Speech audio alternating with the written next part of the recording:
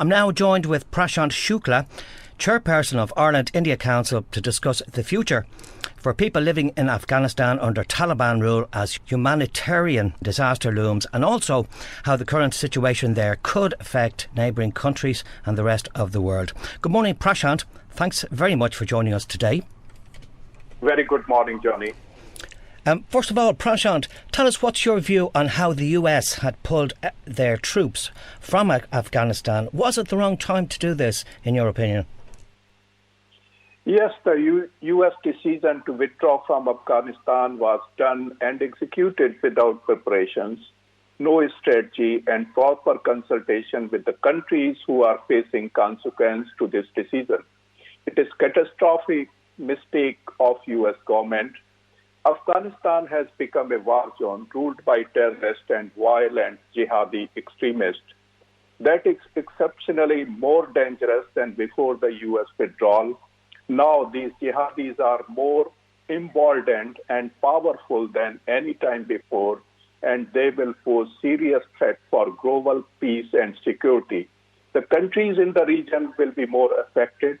Now Taliban using over 86 billions of sophisticated American weapons that even many countries could not match. They are also using biometric system abandoned by the US military, and Afghan government databases could work to identify and hunt down good people who are supported peace, progress and democracy in Afghanistan. Afghanistan where both men and women have equal rights.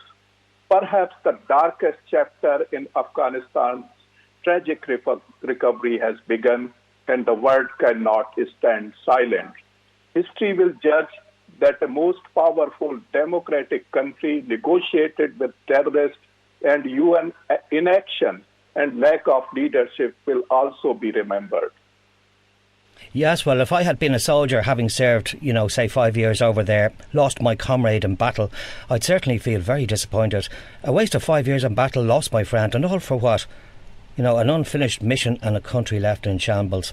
In any event, what's your view of the new Taliban government? For example, their Prime Minister, Akund, is on the United Nations blacklist, I beg your pardon. The Interior Minister, Haqqani, he's on the US terrorism list, and there appear to be, more dangerous individuals on the panel as well. What's your view? Johnny, is it really a government? I will not give them any legitimacy by calling them a government. 16 hardcore criminals who need to be face law, either of US or UN, are ministers and prime minister. They are terrorists responsible for death, narcotics trade, suppressing basic human rights of men and women and children. Where is the will of Afghan people? They are the goons of Pakistani ISI supported by Chinese, contracted by Americans, and maybe hired by Russians. So I don't believe that they are the government. The thousands of brave men and women in uniform or engineers, not only from US but around the world, and civilians made enormous efforts to endure unspeakable hardships. Thousands sacrificed their life on a 20-year-long mission for a hope to eradicate terrorism. The whole world owes to them and to future generations to understand what went wrong and commit to avoid these errors in the future. OK, thanks for that, Prashant. The Taliban have told the Western world that their new rule will not be as severe as it was when they were in power 20 years ago. In relation to that, women's right to work and education will be respected. What do you make of this? Are these just words? Absolutely, they are more words. There is absolutely no reason to trust them. The world should not be fooled by their empty and concocted claims. The new Taliban is very much the same as the old Taliban. It is subject to sweeping terrorism sanctions at the UN and under US law. Those sanctions should stay in place, assets should remain frozen, and there should be no diplomatic recognition. Any gesture should only be offered, if at all, in response to concrete and specific steps by the Taliban not in the naive hope of inducing good behavior. Okay, and at the same time, according to news reports, the Taliban intend to uphold Sharia law, but we don't really know how severe this could be, as I believe there are different forms of Sharia law, if I'm right in saying that. That means Taliban will not make them accountable to the people or international law. One side, Taliban is saying they are modernized, but their actions are just opposite. No women representation, and already they imposed restrictions on women's rights for education, for uniform, for dressing. So this is unacceptable. Yes, and actually, according to recent news reports, just 2 days ago, female students were forced by the Taliban to attend pro-Taliban gatherings in head-to-toe black robes at Kabul University, and they were made to shout Islam slogans and wave Taliban flags. What do you make of this? It is a staged propaganda of Taliban. The demonstrations of women wearing head-to-toe garments and face coverings was an ugly show, but now it is a reality in Afghanistan. Since the United States and its allies departed Kabul on August 30, leaving Afghanistan under the control of the Taliban, the Afghan women have been at the forefront of protest, demanding their rights continue to be respected. So their Taliban is sending a message to whole world by staging a demonstration in favor of their real agenda. And there have also been reports of violence against Hindu Sikh community in Kabul, and reports of an Afghan man of Indian origin who was abducted. How true and accurate are these reports, do you know? Kabul and other cities like Jalalabad have witnessed a large number of abductions and executions since the Taliban dislodged the government of President Ashraf Ghani on August 15th. Citizens have uploaded many videos showing abductions which the Taliban claims are carried out by outfits like the Islamic State and other terrorists. The government of India confirmed this to media that government agencies are collecting more information about the alleged kidnapping of Afghan Hindu Bansari Lal Arende in Kabul. He is well known for his medicine business in Kabul. One Puneet Singh Chandokhe, who worked with Mr. Ande and the Sikh community, the abduction took place on Tuesday morning near Mr. Ande's pharmaceutical shops. Bansari Lal, aged around 50, has been in the business of pharmaceutical products for many years. This is really devastating. We have no words to condemn this. OK, thanks for that. Prashant, China has recognised the new Taliban interim government and have agreed to provide them with funding. Also last week there had been reports of Pakistan helping the Taliban with military assistance in conquering the Panjshir Valley.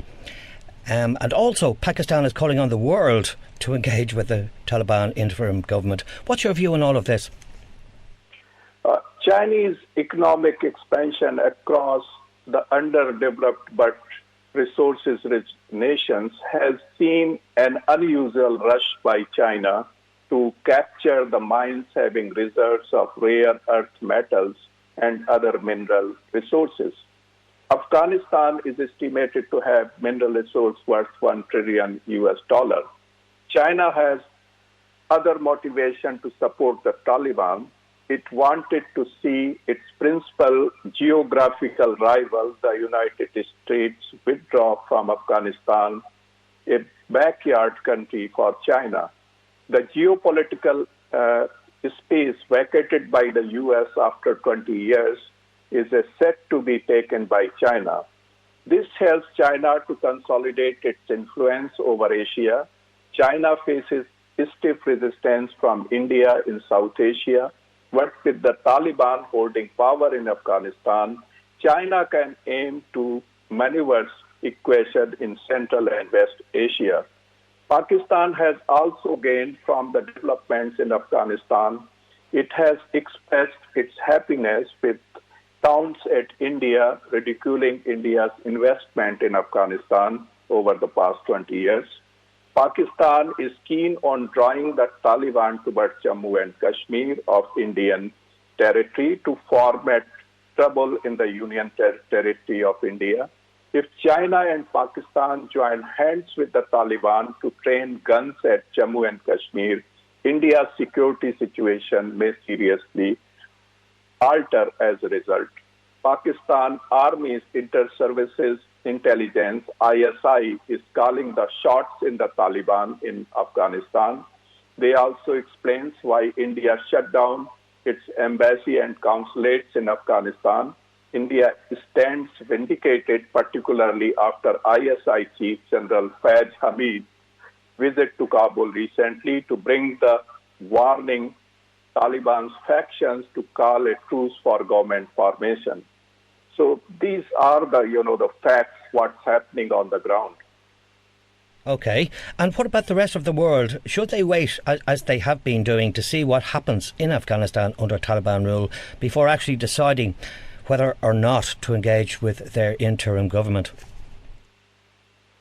The world needs to be careful, as there are chances for increase of illegal trade of narcotics. Unfortunately, world may see increased terrorism and influx of refugees. The countries and economies of the world will pay the price. The world needs to be tough on Taliban and should dictate in strict terms to Taliban to uphold the rule of law, ensure human rights of Afghan people, and Afghan territory should not be used for terrorism, and Taliban should be accountable to Afghan people and international law. This is the responsibility of the global community to ensure this collectively. Okay, and do you believe that the Taliban have now been left with a haven to create more terrorism around the world? No doubt, yes, as psychologically extremists are believing that they have defeated a superpower. So they are emboldened. Okay, and what are your views in relation to the West providing humanitarian aid? The West can provide humanitarian aid under UN system. It should be directly managed by credible agencies and reach to the people who are in need, not to the Taliban or their agents. Okay, and we're not too sure how true this is, but it propped up on WION News last night that there have been recent reports of Taliban fighters actually having little food to eat. They've no money and they've been sleeping in trucks. This is a problem for Taliban and its masters. World has responsibility for innocent Afghan people. So this is their problem. Okay. Finally, Prashant, do you believe there could be a solution to the current situation in Afghanistan?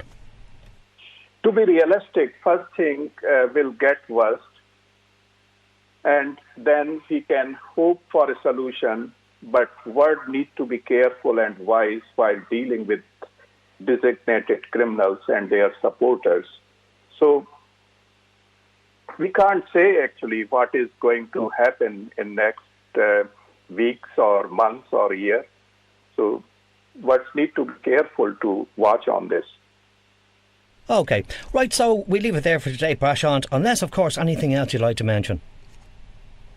Thank you so much, Johnny. Thank you for calling me and discussing this very important international and Asian affair.